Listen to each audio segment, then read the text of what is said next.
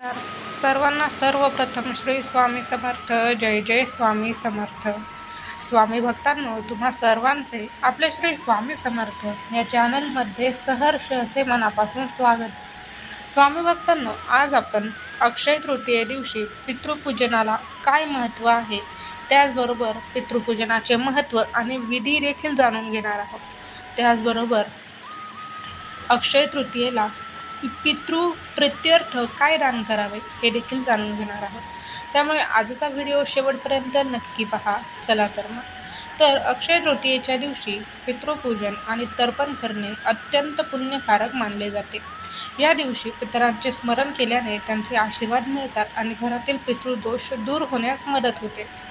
त्याचबरोबर पितृपूजनाचे महत्त्व आणि विधी याबद्दल बोलायचं झालं तर स्वामी भक्तांनो, अक्षय तृतीयेला केलेल्या दानाचा आणि पितृकर्माचा कधी क्षय होत नाही, म्हणून या तिथीला अक्षय म्हणतात. त्याचबरोबर पितृतर्पणामध्ये या दिवशी पितरांना उद्देशून तिळाचे तर्पण म्हणजेच तिल तर्पण केले जाते. यामुळे पितरांना तृप्ती मिळते. त्याचबरोबर उन्हाळ्याची सुरुवात असल्याने पितरांच्या नावाने पाण्याने भरलेला मातीचा माठ म्हणजेच घडा दान करण्याची प्रथा आहे आणि याला उदकुंभ म्हणतात. हा माठ दान केल्याने पितरांना वर्षभर पाण्याचा साठा उपलब्ध होतो अशी श्रद्धा आहे. त्याचबरोबर पितरांसाठी अन्नाचा नैवेद्य म्हणजेच घास काढला जातो. विशेषतः कावळ्याला अन्न भरवल्याने पितृदोष नष्ट होतात आणि घरात सुख समृद्धी येते असे मानले जाते. त्याचबरोबर सकाळी लवकर उठून स्नान करून पितरांचे स्मरण अक्षय तृतीयेच्या दिवशी करावे. घरात पितरांच्या प्रतिमेसमोर दिवा लावून त्यांची मनोभावे पूजा करावी. या दिवशी पितृप्रित्यर्थ पाण्याने भरलेला मातीचा माठ हा दान करणे खूप शुभ मानले जाते. त्याचबरोबर या दिवशी ब्राह्मणांना सातू आणि समिधा दान केल्या जातात.